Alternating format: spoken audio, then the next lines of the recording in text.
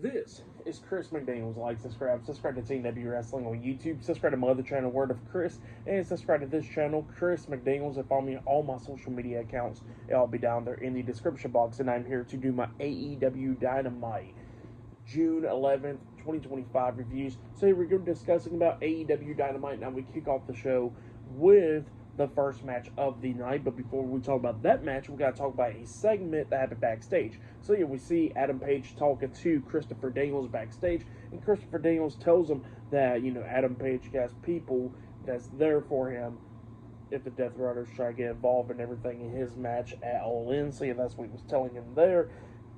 And then Adam Page starts walking away, and then he didn't spot Jon Moxley off to the side, but Adam Page actually walks past him, did not even notice him, and then Mox spots Adam Page, and then he tells Claudio and them to follow him. So yeah, that's what happened there. But then we get to the first match of the night. It was Swerve Strickland with Prince Nana ringside versus Will Ospreay one-on-one tonight on Dynamite. This match was amazing. Obviously, we already knew this match was going to be amazing, but, with it happening, obviously, it was damn great. Both of these guys beating the hell out of each other, coming up near falls a lot of times in this match. A couple of times I thought Swerve was going to win. I thought Ospreay was going to win a couple of times. It was just going back and forth. We've seen Will Ospreay hitting a bunch of hidden blades onto Swerve Strickland. Like at one moment, Swerve had his back turned outside the ring, standing up, and then Ospreay runs, from inside the ring, going underneath the bottom rope with a hidden blade onto Swerve outside of it, which was amazing. And yeah, like I said, both of these guys was beating the hell out of each other. But then we start getting towards the ending of this match where we see Swerve hitting Hangman Adam Page's finish move, Deadeye, onto Will Ospreay, and then he climbed up the top turnbuckle, jumping off the Swerve stomp onto Ospreay. He pinned him. 1, 2. Ospreay barely kicked out at 2. And then we see Ospreay hitting a hidden blade onto Swerve when he was trying to hit the house call onto him. And then he picks him up, hitting the Stormbreaker onto Swerve. He pinned him. 1, 2. Swerve barely kicked out at 2. So yeah, it was just going back and forth between these two guys.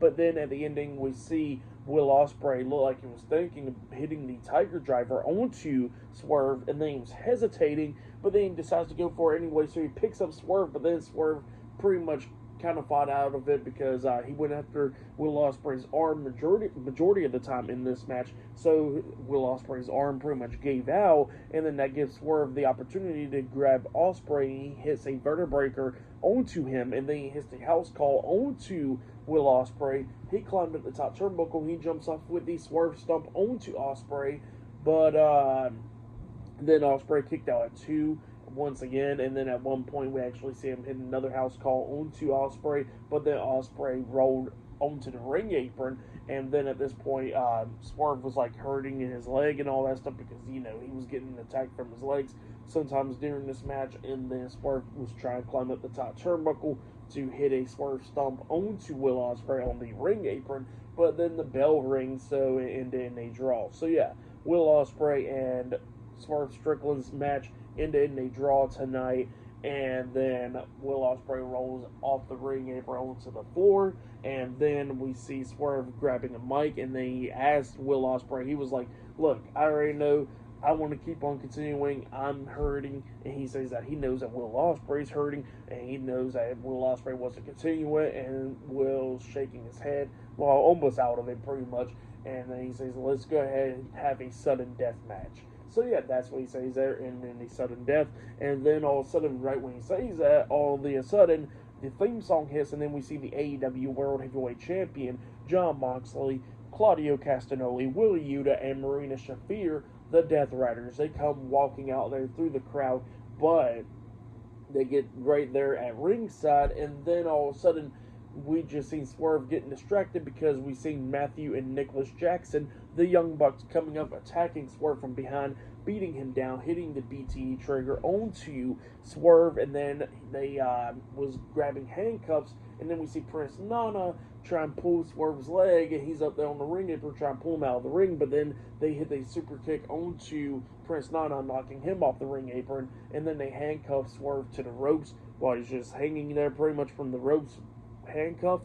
And then we see the Young Bucks hitting multiple super kicks onto Swerve, laying him out and all that stuff. And then all of a sudden, they ask for the shoes, and then we see Willie Yuta go up underneath the ring, grabbing a box of shoes, and it was those shoes with thumbtacks, and they put it on, and then they was going to hit a super kick onto Swerve, but when they was going for the super kick onto him, Will Ospreay quickly jumped in between them, getting hit with the super kick instead, getting busted open and stuff, and then the Young Bucks felt bad about that for what they did, and then they just walked out, and Swerve was pissed off about it. So yeah, and Will Ospreay's over there bleeding.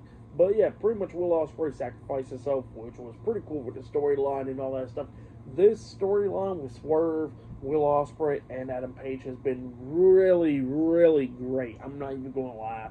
With the Death Riders and the Young Bucks, like with the Death Riders storyline, it picked up, so I'm glad about that. But yeah, AEW has been on a ball lately, and this was really good. I really, really enjoyed it. Really great storytelling with the match going on where Swerve is hitting Deadeye and all that stuff. Just really, really great stuff for the match and all that stuff. I gotta give it all 5 stars. That's why I give it. It was really good. Go check it out if you have yet. But yeah, great match between Will Ospreay and Swerve Strickland. What happened after the match was really great stuff.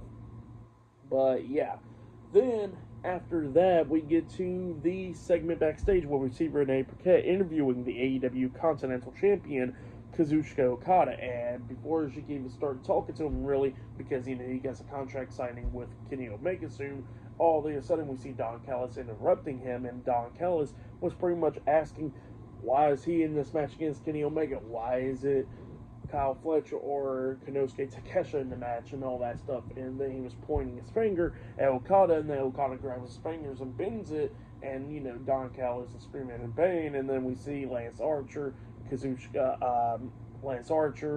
Kyle Fletcher, and Konosuke Takeshita coming up and staring at him, and then also Okada walks away, calling Don Callis a bitch. So yeah, that's what happened there. Pretty funny thing right there.